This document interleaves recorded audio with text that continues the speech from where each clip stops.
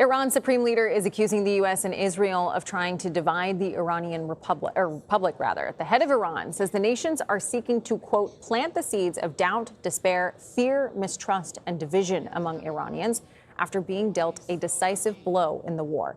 The comments come a day after Iran launched what it called retaliatory attacks on U.S. military bases in Kuwait in response to airstrikes by American forces. Kuwait says Iranian missiles and drones hit its international airport, killing one person and injuring dozens. I want to bring in CBS News contributor and former national security advisor during the first Trump administration, retired Lieutenant General H.R. McMaster. So good to be with you today.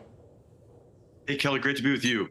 So I want to start with what the president posted to True Social this morning. It was in reference to Iran that, quote, they know where the negotiations stand.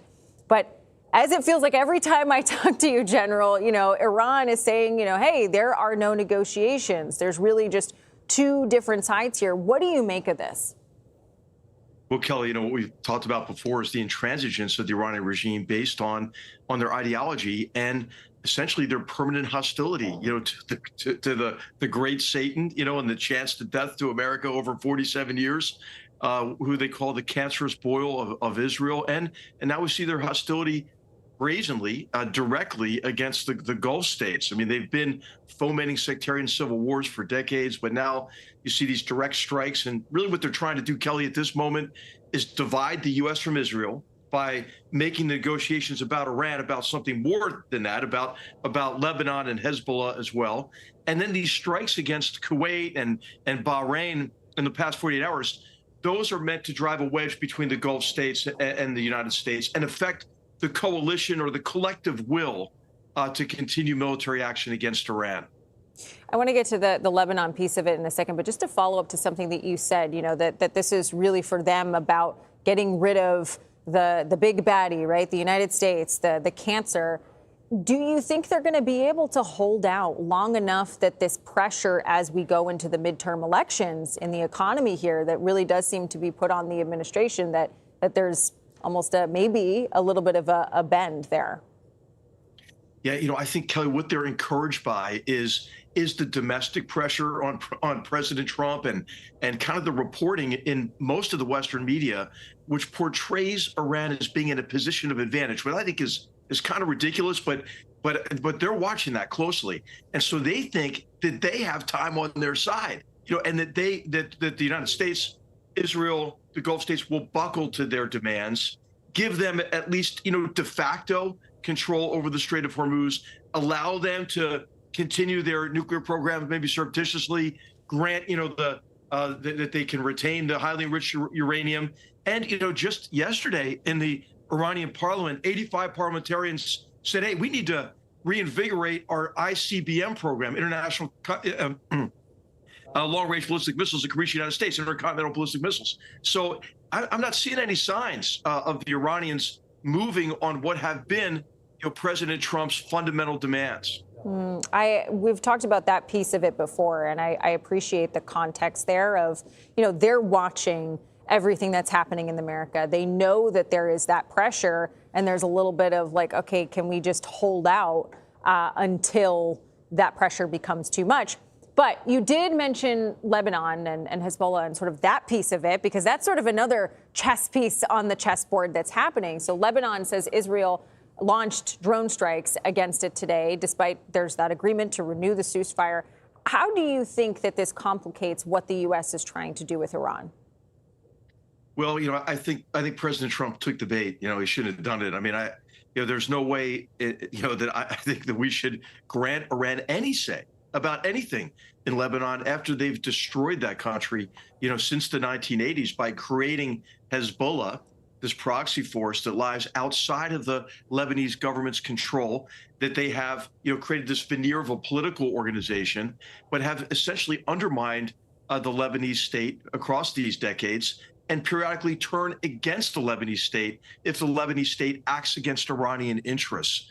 Now Hezbollah, thanks to the very effective campaigns by the Israelis, you remember with the attacks with the exploding beepers and the handsets and the direct strikes and taking out so much of the leadership, Hezbollah is in a position of profound weakness. Iran is desperate to reconstitute Hezbollah because that is the main direct threat against Israel that they crafted for many years. Remember, they built up that rocket inventory in Lebanon to 150,000.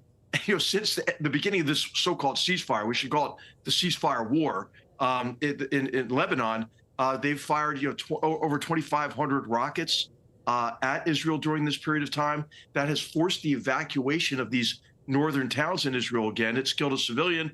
They've wounded scores of civilians in northern Israel, hundreds actually, and they've killed 15 soldiers. So hey, it's really hard to tell the Israelis, hey, don't defend your border. Can you imagine, if we had those kind of rockets coming across one of our borders, from Mexico, for example, from cartels? I mean, I don't think we'd be very restrained about that. I want to ask you your opinion on one of the things that we've heard is a possibility of a negotiation between Iran and the U.S., that the U.S. would unfreeze some of the billions and billions of dollars of assets. But we were just talking about Hezbollah, which is a proxy for Iran. And you always say, right, follow the money. If we were to unfreeze that money, you sort of think it through. Well, that helps them eventually, a couple years down the line, fund some of these proxies, these attacks, these things that are cropping up in other areas of the Middle East, attempting to destabilize the region. Is that a non-starter for you to unfreeze those assets as part of a negotiation? Yeah, it really is, Kelly, because, we do know where it goes because it's happened in the past. Remember, on October 7th, 2023, the day of those horrific attacks, the mass murder and mass rape and kidnapping and infanticide attacks against Israel, we had $16 billion sitting in a Qatarese bank ready to transfer to the Iranians. This was part of this effort under the Biden administration to resurrect the Iran nuclear deal. And we know where this money goes. When we didn't enforce sanctions during the Biden years in the effort to rekindle a better relationship with the Iranians, that resulted in about $100 billion flowing into the country that filled up the IRGC, the Islamic Revolutionary Guards Corps' coffers.